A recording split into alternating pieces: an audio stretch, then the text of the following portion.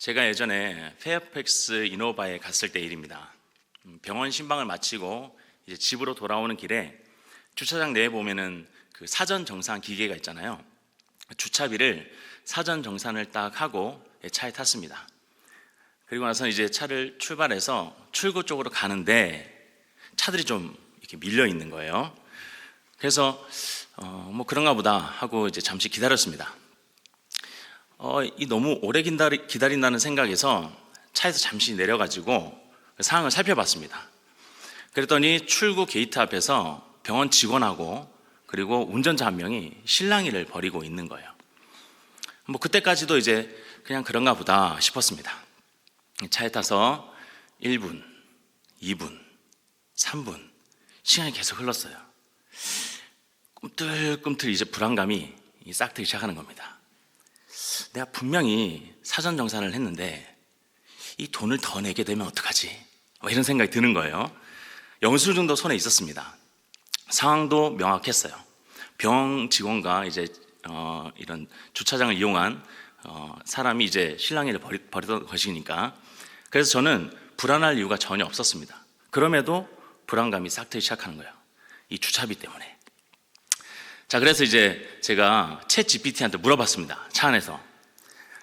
사전 정산을 하고 나서 이렇게 지연 출차를 했을 때 주차비를 더 내야 되냐? 하고 물었더니 네, 더 내야 됩니다. 이러는 거예요. 저는 당연히 안 내도 되는 줄 알았어요. 그런데 주차장마다 지연 주차에 대한 이 유예 시간을 한 10분에서 15분 정도는 준다고 합니다. 그런데 규정이 다 다르다 보니까 어떨 때는 내야 되는 상황이 발생할 수도 있다는 거예요. 근데 제 상황을 저는 내야 되지 않아도 되는 상황으로 그냥 생각하면 될 거를 내야 되는 상황으로 인식을 해버린 거예요. 그래서 이제 차에 탔습니다. 다시 차에 타서 이제 챗 GPT가 이제 한 얘기를 듣고 나니까 이제 불안감이 어떻게 돼요? 더 증폭이 되겠죠. 계속 더 불안해지는 겁니다. 그냥 돈을 내면 될 것을 갖다가 그 돈 안 내려고 하다가 더 불안해지는 거예요. 사실도 명확합니다. 영수증이 있었습니다. 그리고 상황도 제가 돈을 꼭 굳이 내야 될 상황도 아니었습니다. 왜냐하면 제 잘못이 아니었기 때문에.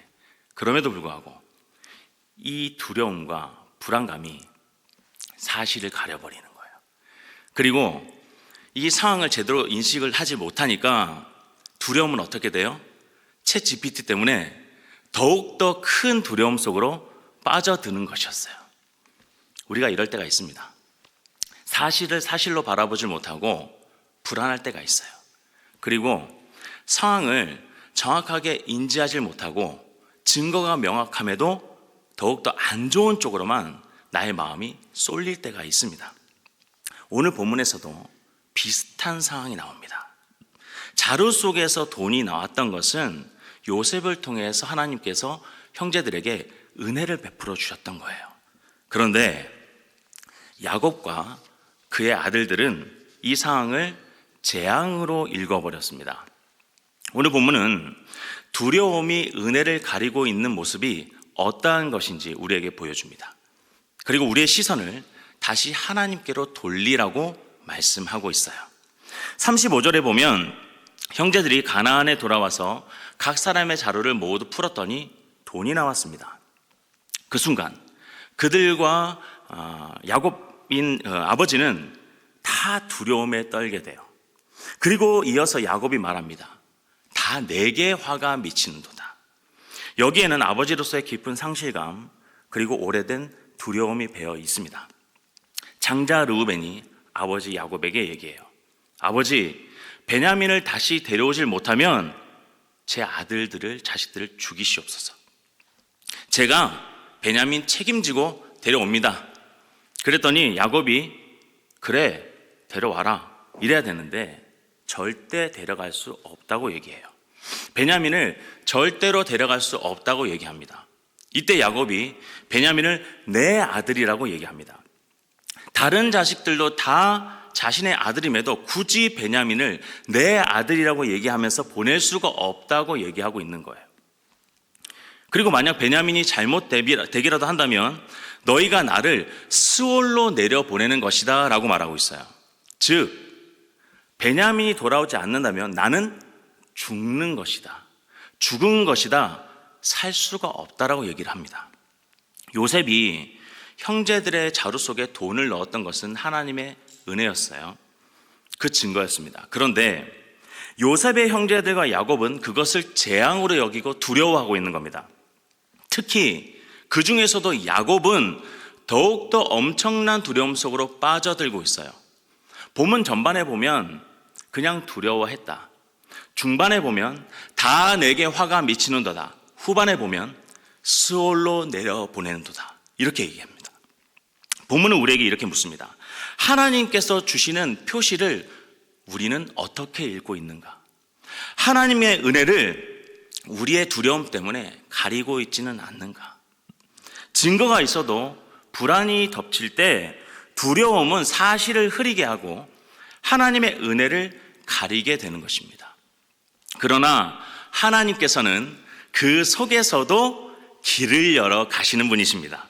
자, 그렇다면 본문 속에 나오는 야곱을 좀 더 자세히 살펴보면서 두려움이 어떻게 하나님의 은혜를 가리고 있는지 우리 확인해 보도록 하겠습니다. 첫 번째입니다. 두려움은 공동의 시야를 개인의 재앙으로 좁혀버립니다. 두려움은 공동의 시야를 개인의 재앙으로 좁혀버려요. 우리 다 같이 본문 35절과 36절을 봉독하겠습니다. 본문 35절, 36절입니다. 각기 자루를 쏟고 본즉 각 사람의 돈뭉치가 그 자루 속에 있는지라. 그들과 그들의 아버지가 돈뭉치를 보고 다 두려워하더니 그들의 아버지 야곱이 그들에게 이르되 너희가 나에게 내 자식들을 잃게 하도다. 요셉도 없어졌고 시몬도 없어졌거늘 베냐민을 또 빼앗아 가고자 하니 이는 다 나를 해롭게 함이로다. 자루에서 돈이 나온 것은 개인의 재앙이 아니었습니다. 야곱 개인만의 재앙이 아니라 공동의 해결 과제였던 거예요. 이것은 재앙이 아니라 해결 과제였어요. 형제들이 집으로 돌아와서 자루를 풀었을 때 모든 자루에서 돈이 나왔습니다. 이때 가족이 가장 먼저 해야 될 일은 사실을 확인하는 거예요. 분명 애굽에서 우리가 돈을 꺼내가지고 곡식값을 지불했는데 어떻게 다시 자루에 돈이 들어왔지? 이것을 생각해 봐야 되는 거예요. 두려움이 앞서야 되는 것이 아니라 공동의 과제를 함께 고민을 해봐야 된다는 거예요. 앞선 25절에 보면 요셉이 돈을 도로 넣게 하라고 지시한 것을 봤을 때 분명히 곡식값은 형제들이 지불을 했습니다. 이것을 차분히 따져봤어야 돼요. 그리고 나선 베냐민을 데리고 다시 애굽으로 돌아가야 했기에 애굽에 가서는 무엇을 설명하고, 왜냐하면 자루 속에 돈이 들어있었으니까 무엇을 설명하고 이것을 어떻게 증거로 제시할지를 고민했어야 돼요. 이것을 야곱과 그의 그 아들들은 함께 의논을 했어야 되는 것입니다. 따져봤어야 됐어요. 즉, 이 사건의 본질은 어느 한 사람의 불행이 아니라 가족 전체가 함께 풀어가야 할 공적 과제였던 것입니다. 그런데 야곱은 돈을 보는 순간 두려웠습니다. 36절에서 다 내게 화가 미친다 라고 말할 뿐 아니라 내 자식들을 잃게 하는도다 라고 하며 탄식합니다. 이 표현은 두려움이 공동의 문제를 나의 재앙, 내 재앙으로 좁혀버렸음을 말하는 거예요. 지금 눈앞에 있는 자식들도 자식들입니다. 그런데 야곱은 르우벤이 남의 자식도 아니고 최소한 너희의 형제, 우리의 아들들 이런 표현을 썼어야 되는데 야곱의 입에서는 지금 내 자식들이라는 말이 나왔습니다. 그의 시선은 가족의 전체 판단과 해결에서 떠나 있는 거예요. 나의 문제로 그것을 좁혀버렸습니다. 오직 자기 상실의 이야기로 사건을 몰아가고 있는 것이에요. 두려움이 야곱을 이렇게 만들고 있는 것입니다. 그 결과 왜 자루에 돈이 다시 들어왔는가라는 핵심 질문은 벗어나 버렸어요. 사건을 해결해야 될 그 절차 또한 무너져 버렸습니다. 두려움이 공동의 책임을, 공동의 과제를 개인의 비극으로 만들어 버린 거예요. 야곱에 대해서는 그렇습니다. 본질이 흐려졌어요. 오늘 우리도 이와 같은 유혹을 받습니다. 공동의 문제를 테이블 위에 올려놓고 함께 생각을 해볼 수 있어야 되는데 마음이 앞서다 보니까 내가 다 잃게 생겼구나. 내가 이것을 다 책임져야 되겠구나. 이런 말부터, 이런 생각부터 먼저 나오는 것이에요. 이때 필요한 것이 한 박자 멈추는 것입니다. 사실을 먼저 확인하고 함께 의논해서 다음 걸음을 구체화해야 되는 것이에요. 그리고 결과를 누구에게 맡겨야 됩니까? 온전히 하나님께 맡기면 되는 것입니다. 사실을 함께 확인하고 다음 걸음을, 그 시선을 하나님께로 돌릴 때에 두려움으로 향하던 방향이 공동의 지혜의 방향으로 바뀔 수 있는 것이에요. 이런 과정의 말로 믿음의 공동체가 나아가야 될, 하나님께서 기뻐하실 그러한 삶의 모습이라고 믿습니다. 또한 이 사건의 본질은 개인의 재앙이 아니라 공동의 은혜였어요. 개인의 재앙이 아니라 공동의 은혜였습니다. 본문은 자루 속의 돈이 다시 어떻게 들어가게 됐는지를 자세히 말하고 있지는 않습니다. 하지만 한 가지 사실은 분명합니다.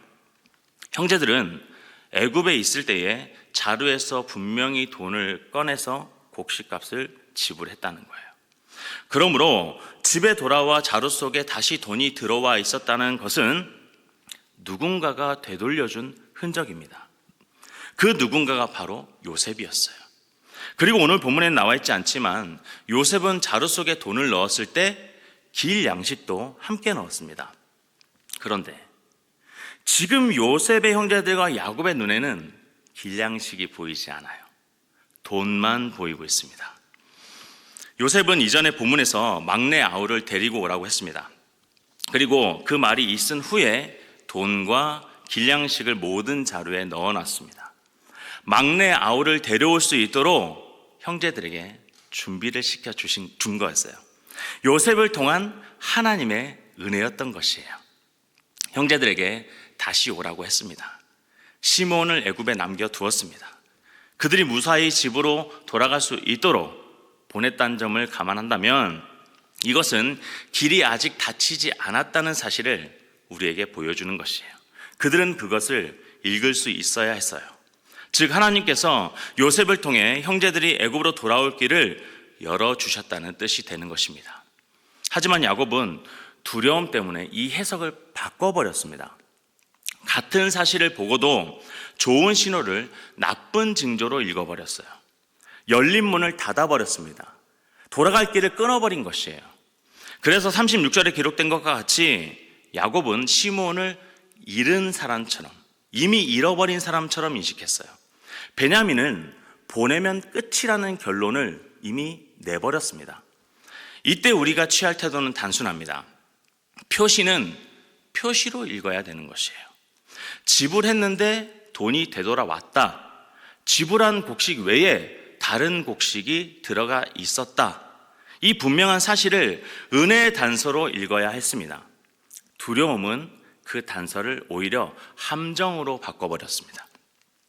하나님의 은혜는 은혜로 읽어야 될 줄로 믿습니다. 때문에 납득이 되지 않는 일이 생겼을 때에는 마음이 먼저 앞서는 것이 아니라 하나님께 기도로 여쭤봐야 되는 것이에요. 하물며 야곱은 믿음의 사람이었습니다. 그렇다면 이런 상황이 생겼을 때 하나님을 신뢰하고 열려있는 길을 볼 수 있어야 했어요. 그리고 애굽에서 있었던 모든 상황을 자식들로부터 들었기에 은혜를 주신 하나님의 힌트를 깨달을 수 있어야 했습니다. 성도 여러분, 지금 본문의 상황은 재앙이 은혜로 바뀐 것이 아닙니다. 하나님의 은혜인 것입니다. 재앙이 은혜로 바뀐 것이 아니라 그것은 그냥 하나님의 은혜인 것이에요. 그것을 두려움 때문에 잘못 해석하고 있는 것일 뿐입니다. 그렇기에 하나님께서는 우리가 어떤 상황에 있을지라도 살 수 있는 길을 남겨두신 분임을 믿습니다. 두려움 때문에 그 길을 우리가 닫아버리면 안 되는 것이에요. 그 길을 끊어버리면 안 되는 것이에요. 그 문을 잠궈버리면 안 되는 것입니다. 여기 있는 저와 우리 모든 성도님들, 그리고 온라인으로 예배를 드리고 계신 우리 모든 성광의 가족분들은 하나님의 은혜를 은혜로 읽을 수 있기를 주님의 이름으로 축원합니다. 하나님의 인도하심을 온전히 신뢰하고 주신 은혜를 기쁨과 감사함으로 마음껏 누릴 수 있는 우리 모든 성도님들이 다 될 수 있기를 주님의 이름으로 축원합니다. 자, 두 번째, 두려움은 사랑을 집착으로 바꿔버립니다. 두려움은 사랑을 집착으로 바꿔버려요. 우리 다 같이 본문 38절을 봉독하겠습니다. 본문 38절입니다. 야곱이 이르되 내 아들은 너희와 함께 내려가지 못하리니 그의 형은 죽고 그만 남았음이라. 만일 너희가 가는 길에서 재난이 그에게 미치면 너희가 내 흰머리를 슬퍼하며 스올로 내려가게 함이 되리라. 자, 지금 본문에서 야곱은 베냐민을 향해 내 아들이라고 말하고 있습니다. 물론 베냐민은 실제로 야곱의 아들이 맞죠. 그러나 여기에는 단순한 호칭 이상의 감정 그리고 의미가 담겨 있습니다. 집착입니다. 집착. 그는 베냐민을 가문의 아들로 보기보다 자기 생명과 꽉 묶인 존재로 그렇게 붙들고 있는 거예요. 그래서 베냐민이 만약 상하게 된다면 나는 슬퍼서 스올로 내려가게 될 것이다 라고 말하고 있는 거예요. 자식 사랑은 귀합니다. 그러나 자식 사랑이 하나님보다 앞설 때 사랑은 집착으로 바뀝니다. 집착은 지나친 두려움으로 이어지는 것이에요. 우리가 무엇인가를 붙잡고 있으면 너무 붙잡고 있을 때 그것이 분명히 소중한 것임에도 오히려 마음이 더 괴로워질 때가 있습니다. 가정, 자녀, 건강, 일, 명예, 재물, 심지어 사역까지도 말입니다. 어느 것 하나 가벼운 것은 없어요. 모두 다 소중합니다. 그러나 이런 것들이 하나님보다 앞자리를 차지하고 있을 때 마음은 늘 불안하게 되고 또한 모든 일에 최악으로 우리의 상황을 해석하게 되는 것입니다. 이것들이 뭔가 잘못될 것이라는 생각을 가지면 우리의 마음은 두려움 때문에 최악으로 해석이 되는 것이에요. 사랑하는 성도 여러분, 주님께 받은 선물은 주님께 다시 올려드릴 때에 제자리를 찾게 될 줄로 믿습니다. 우리의 마음에서 평안이 찾아올 줄로 믿습니다. 오늘 우리의 입술과 생각을 그리고 우리의 마음을 돌아보길 원합니다. 내 것, 내 사람, 내 일이 아니라 이 고백을 주님의 것으로 돌려놓을 수 있기를 바랍니다. 주님, 제가 붙잡고 있는 이 모든 사랑하는 것들이 다 주님의 것입니다. 모든 것이 주님의 것입니다. 그러니 이 모든 것들을 주님께 올려드립니다. 이 고백을 주님께 드릴 때 마음의 매듭이 하나씩 하나씩 풀려나갈 거예요. 우리 모두 하나님보다 먼저 붙들고 있는 것이 무엇인지를 정직하게 주님께 내어놓고 기도할 수 있기를 바랍니다. 그것이 자녀일 수도 있고 건강일 수도 있고 일일 수도 있고 명예일 수도 있고 사역일 수도 있습니다. 그리고 이것들에 대한 과도한 확인, 과도한 통제, 또한 지나친 걱정을 조금씩 덜어내는 연습을 지금부터 시작해야 됩니다. 혹시 자녀 문제가 있으십니까? 오늘은 걱정 한마디를 잠시 내려놓고 격려 한마디를 더 해줄 수 있기를 바랍니다. 혹시 직장에서 문제가 있으십니까? 사실만 정확하게 확인한 다음에 너무 풍부한 상상은 잠시 내려놓을 수 있기를 바랍니다. 그리고 오늘 하루를 기도로 마무리하고 주무십시오. 또 내일은 하나님께서 내일의 은혜의 길을 열어주실 줄로 믿습니다. 자, 그러면 내가 덜 붙잡을수록 하나님께서 더 붙잡아 주실 줄로 믿습니다. 그러할 때 우리의 마음은 쉼을 얻게 돼요. 그리고 믿음이 더욱더 자라날 수 있는 것입니다. 이것이 집착을 멈추고 하나님의 은혜를 따라가게 하는 그러한 길이 되는 것입니다. 그것을 믿으실 수 있기를 바랍니다. 자, 끝입니다. 두려움은 요란한 말로 책임을 가리게 돼요. 두려움은 요란한 말로 책임을 가리게 됩니다. 우리 다 같이 본문 37절을 봉독하도록 하겠습니다. 37절입니다. 르우벤이 그의 아버지에게 말하여 이르되 내가 그를 아버지께로 데리고 오지 아니하거든 내 두 아들을 죽이소서. 그를 내 손에 맡기소서. 내가 그를 아버지께로 데리고 돌아오리이다. 르우벤은 이렇게 말합니다. 내 두 아들을 죽이소서. 말만 요란합니다.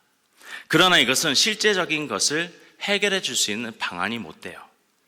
그래서 38절에 보면 야곱의 마음은 조금도 평안해지지 않았습니다. 오히려 베냐민을 잃게 되는 상황을 가정하고 자신이 스올로 내려가게 될 것이라고 얘기하고 있어요. 요라는 말은 잠깐 분위기를 바꿀 수는 있습니다. 하지만 신뢰를 세울 수가 없어요. 신뢰는 조용한 책임으로 세워나가는 것입니다. 말은 짧게 하고 책임 있는 행동을 길게 해야 되는 것이에요. 우리 가정이나 교회에서 그리고 직장에서도 마찬가지입니다. 일이 꼬였을 때 요란한 말로 그러한 것들을 덮으려고 하기보다 내가 맡은 몫을 조용히 책임 있게 행동해야 됩니다. 책임 있는 나의 작은 행동 하나가 조금씩 쌓일 때 공동체의 마음은 안정될 수 있는 것입니다. 오늘 바로 시작할 수 있는 작은 책임 하나를 실천할 수 있기를 바랍니다. 어떤 것이든 좋아요. 요란한 말로 분위기를 덮으려 하지 말고 조용한 책임감으로 신뢰를 쌓을 수 있기를 바랍니다. 신뢰는 약속의 크기보다 책임 있는 실천의 꾸준함에서 세워질 수 있는 것입니다. 두려움이 커질수록 더 요란하게 말하고 싶은 유혹이 우리에게 찾아올 때가 있습니다. 하지만 그럴 때일수록 작고 분명한 행동이 힘을 낼 수 있는 것입니다. 오늘 책임 있는 한 걸음이 내일의 평안 두 걸음을 만들어낼 줄로 믿습니다. 하나님께서는 행함 가운데 길을 여시는 분이십니다. 홍해 사건을 보십시오. 가만히 있으라는 말씀 이후에 하나님께서 모세에게 명령하십니다. 앞으로 나아가라. 백성이 움직일 때 바다가 갈라졌어요. 나만 장군 요단에 7번 몸을 씻으라. 그가 씻자 깨끗하게 나왔습니다. 10명의 나병 환자들, 예수님께서 가서 제사장들에게 너희의 몸을 보이라 라고 하셨을 때 그들이 가는 도중에 몸이 깨끗하게 나음을 입었습니다. 물론 하나님께서는 우리가 행동하지 아니하여도 반드시 길을 열어주시는 분이십니다. 그럼에도 제가 이런 말씀을 드리는 이유는 하나님께서 우리의 어떠한 삶의 모습을 더욱 기뻐하시고 영광 받으실지를 한번 생각해 보자는 것입니다. 우리가 말만 요란하게 하는 것보다 믿음의 자녀들답게 책임 있는 행동 하나를 말씀에 따른 순종으로 이어갈 때에 하나님께서 더욱 우리의 삶을 기뻐 받으시고 영광 받으실 수 있기 때문입니다. 그래서 믿음은 크게 말만 떠드는 것이 아니라 작게라도 움직이는 것입니다. 하나님께서는 행함 가운데 길을 여시는 분이시니 우리의 순종 위에 은혜의 길을 더 밝히 열어주실 줄로 믿습니다. 믿으십니까? 자, 사랑하는 성도 여러분, 말씀을 정리하겠습니다. 두려움은 공동의 시야를 개인의 재앙으로 좁혀버립니다.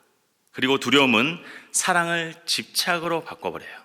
그리고 두려움은 요란한 말로 책임을 가려버립니다. 우리가 살다 보면 인생의 자루 속에서 낯선 표시를 발견할 때가 있습니다. 그때 두려움이 먼저 말하게 두지 마시고 먼저 하나님께 묻고 기도하는 마음으로 해석을 시작할 수 있기를 바랍니다. 하나님은 우리의 두려움 속에서도 반드시 길을 열어가시는 분인 줄로 믿습니다. 오늘도 주님께서 우리의 눈을 열어주셔서 은혜를 은혜로 읽게 해 주실 줄로 믿습니다. 그리고 그 길을 따라가다 보면 우리는 이렇게 고백하게 될 거예요. 주님께서 이미 십자가를 통해 모든 값을 다 치러 주셨습니다. 주님께서 다 이루어 주셨습니다 라고 말입니다. 이 확신이 우리의 마음속에 있는 모든 두려움의 해석을 은혜의 해석으로 바꿔줄 줄로 믿습니다. 오늘 하루도 주님께서 예비해 놓으신 그 은혜의 길을 따라서 마음껏 앞으로 달려나갈 수 있는 저와 우리 모든 성도님들이 다 될 수 있기를 주님의 이름으로 축원합니다.